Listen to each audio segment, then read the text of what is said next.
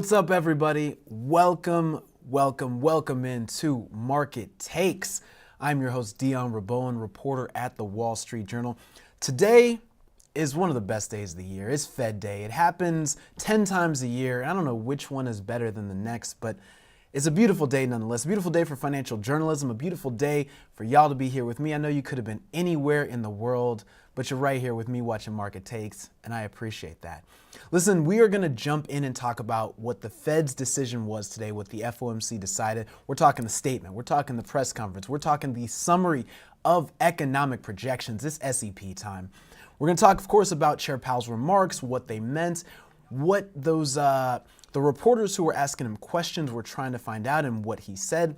We're going to talk about how markets reacted, because I thought that was very interesting today. We're going to talk about the big picture takeaway, and of course, we'll be watching for what comes next, because we are always looking forward here on Market Takes.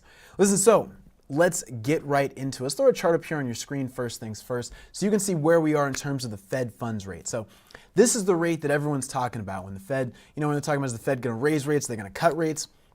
This is where the rate is right now. We're at 5.25 to 5.5%. That's the highest that rates have been since 2001. But again, if you look to the left side of your screen there, you can see in 2001 rates were coming down pretty rapidly as the US was headed into a recession. So it's unusual for rates to stay at high levels for very long. You see rates generally spend a lot more time going up or going down than they do staying at one level, except of course when we were at zero from about 2009 to about 2016 almost, when rates were there. But that was an unusual piece of history there in terms of long-term history. What I tell you and what to take from this chart here on your screen is just that it's unlikely the Fed funds rate is going to stay at this rate for very long, and investors are kind of betting right now on how long we will stay at this elevated rate. And that's just what this chart illustrates, is how long we are going to stay at these elevated rates, investors betting not long. That's a lot of why you're getting the action that you are in markets right now. Fed fund futures had been pricing in a 99% chance that the Fed would not raise or cut rates at this meeting. So what happened today? Fed kept rates unchanged, 5.25 to 5.5%, as you saw up there on that chart. And that was really in line with investor expectations. Rates change really. The Fed had telegraphed this month's meeting at the January meeting, kind of saying it's unlikely that we will be ready to cut rates by March. Fed Chair Jerome Powell really calling out March back in January. And really what I think the chairman did was use this opportunity to take the Fed back to data dependence. The market has been in a place of expecting Fed rate cuts. Now, for a long time in 2021, 2022, we were just in this place of the Fed's going to raise rates. We know rates are going higher. How much higher are they going to go? Then towards the end of last year, we got to a place where, okay, the Fed thinks rates are high enough. And now we're in a place where it's, okay, rates are going to start coming back down. But we don't know when. And so what Chair Powell is doing is he's saying, we are now going back to being data dependent. We are going to go back to depending on what the data tells us. We're not necessarily going to cut. We're not going to raise. But we don't have to cut unless the data tells us that that's what we should be doing. And the data right now isn't saying that. The Fed chairman says we want more data. Let's throw up here a quick chart. So actually not a chart, but the FOMC statement that we got for March. And we're zoomed in here at the top of the statement because there was only one change to the statement from January, and that was just the Fed says job gains have remained strong and the unemployment rate has remained low, rather than job gains have moderated since early last year, but remain strong. That was the only difference, a small change, and that just illustrating that the Fed wasn't trying to say things have changed. The Fed was trying to make clear things haven't really moved that much. Yeah, we saw these higher than expected. We've gotten 3 in a row higher than expected reports on the CPI inflation, but that hasn't moved us significantly. And that's why I think you saw some of the market action right after the Fed statement came out, was because the Fed was saying, you know what? We don't think much has changed, and also we want to double down on the strong labor market that we've got. Fed chairman really kind of doubled down on that in his remarks too during the press conference, but we want to stick with that. We think things are going pretty well and not much has changed since what we said in January. Now, what has changed is the Fed's summary of economic projections. So we're going to put the dot plot up here on your screen so you can check out what we're talking about. Now, this is what the Fed came out and showed us in March. Now, if you are not a super nerd about monetary policy, if you don't follow everything the Fed does, this just kind of looks like nonsense to you, but I'm going to break it down a little bit. Where we are on this chart, if you see there on your left in 2024, this is an expectation for where policy will be, or the policy rate will be, by the end of the year. So you've got two people on the Fed, on the FOMC, there's 19 members. You've got two of them saying, we think rates will be exactly where they are right now. You've got another two people, if you go one line below that, saying we think we're going to cut rates once down to a rate of 5% to 5.25%. Then you've got five more people saying we think we're going to cut rates twice, as in down to 4.75 to 5%.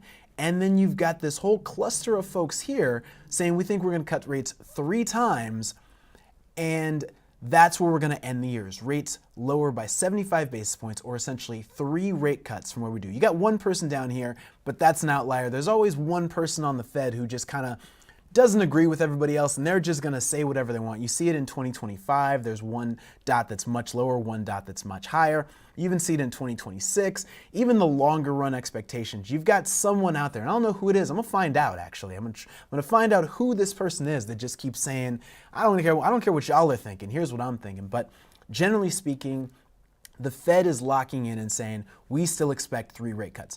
Now, I want to throw up here on your screen what we saw in December 2023. So the last time the Fed put out this dot plot.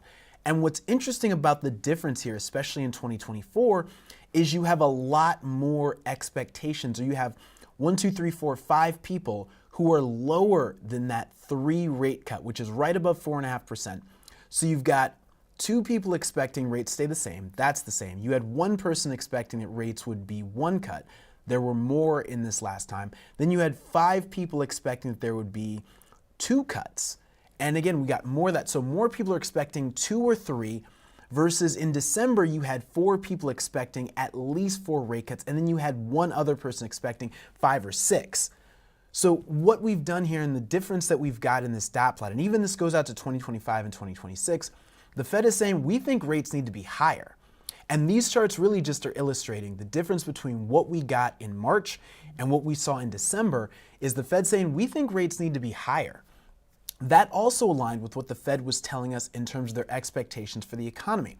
They were saying they expect economic growth to be higher. They were saying they expect inflation actually to be a bit higher. So they raised their change in GDP. They expect economic growth to be about 2.1%, up from about 1.4%. So again, a significant increase.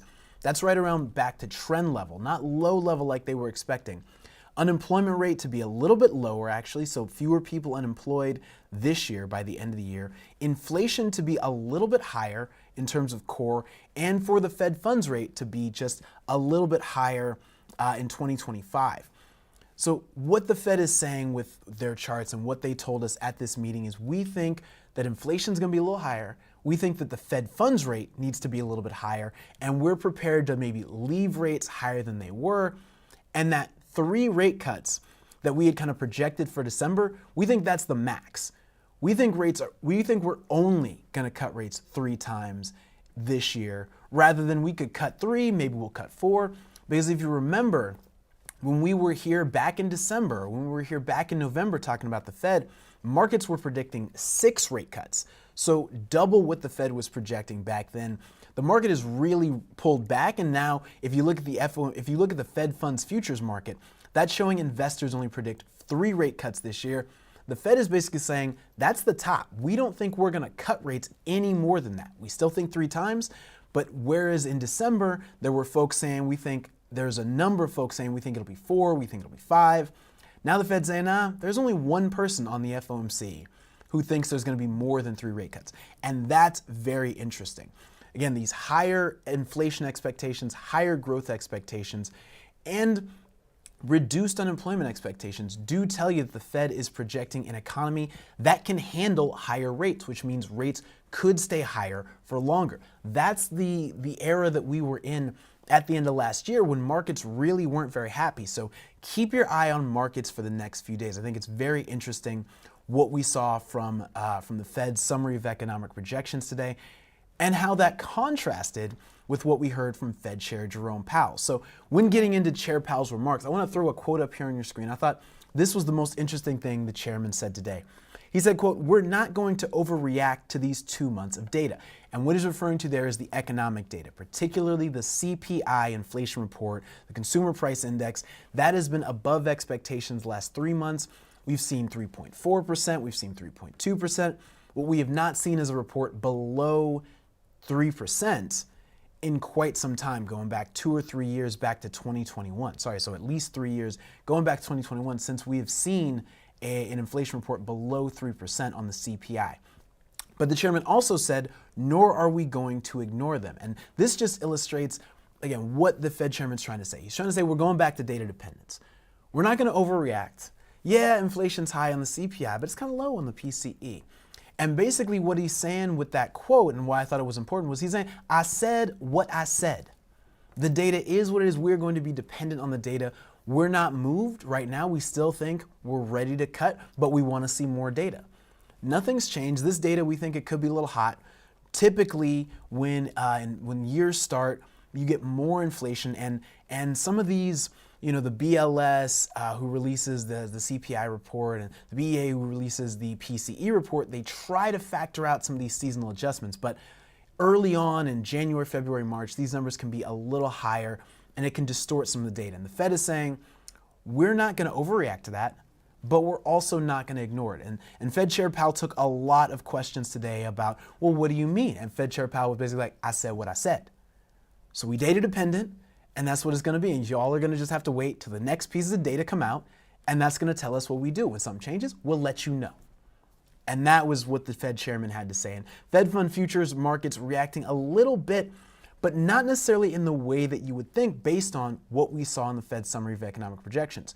So what we are seeing now is higher chances for more rate cuts. We're actually seeing a higher chance of 3 rate cuts, which is what the Fed is predicting. We're seeing higher chances for 4 rate cuts and lower chances of fewer rate cuts based on what the Fed chairman said today. So basically, the market's takeaway was the chairman is still ready to cut rates.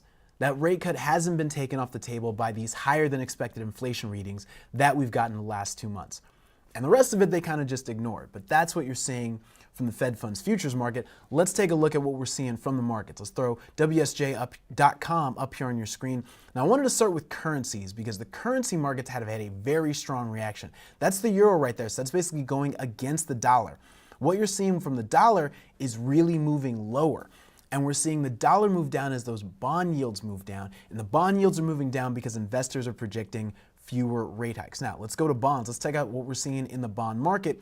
And you see a lot of volatility, right? Right around this 2 p.m. time frame when the Fed statement is going on. This is the statements released, yields go down. Then folks start reading through them. Okay, well, maybe this is going to be, maybe rates need to be higher. And then the chairman starts talking and you get rates coming down lower. The 10-year moving down about 2 basis points. You see really across the board, what you see is as we get closer to the time it is now, as in 10 years is far away, 7 years is less far, 5 years less far, 3 years.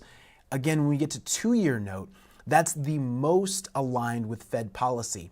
You see about a 7.5 basis point move. On the 1 year, you actually see about a 10 basis point move. That's significant. So folks expecting the Fed is going to cut rates more, that these rate cuts are still coming. Some of those things that maybe we had priced out in terms of Fed rate cuts, we'll now price those back in. Fed's going to be cutting rates. And the 1-year bill moving below 5% for the first time in quite some time. But these 1- and 2-year notes, that's really where you're seeing the big reaction to what we heard from Fed Chair Powell today. And of course, the stock market liked this a lot. You're seeing the Dow, the NASDAQ, both up more than 1%. The S&P up just almost trying to get to 1%, not quite there yet. But again, you see this happening right around 2 o'clock. Market got real excited, then wasn't quite sure, and then, okay, yep, let's go. Rate cuts are coming. So you see the market definitely and very clearly responding to today's Fed meeting and the chairman's press conference and statement. And this just really illustrates, again, that investors are bullish. They're expecting these rate cuts. They expect those rate cuts to help the market, to help the stock market, of course, to help these public companies, and to push things higher. And that's the big picture takeaway from the market. So my big picture takeaway in terms of reading through the summary of economic projections, in terms of watching the chairman's press conference, hearing that Q&A, The dot plot in the S&P. Folks, don't listen to what Chair Powell says. Watch what the Fed does. And what they've done is they have marked up that summary of economic projections. You're seeing higher expectations for rates. You're seeing higher expectations for growth. And you're seeing higher expectations for inflation. The Fed is telling you, we think that inflation is going to be higher. We think growth is going to be higher. And that tells us that it's likely, not for certain, not for sure, but it's likely that rates could need to be higher. And that's what's in the summary of economic projections and that dot plot that I showed you all earlier on the live stream. That's what the Fed is saying. Don't listen to the chairman. Watch what he says in the official communication. So what I think could happen in the next few days, the next couple weeks, is Fed Chair Powell may need to come back and double down on some of this and say, hey, listen, I don't think y'all heard me. What I said was, we still think it could be appropriate to cut rates, but maybe it won't be. And that could be a message that really starts to move through markets. The economy, what they've shown us through the summary of economic projections in the dot plot, they believe the economy can handle higher rates and that rates may need to stay higher for longer, potentially taking us back to November 2023.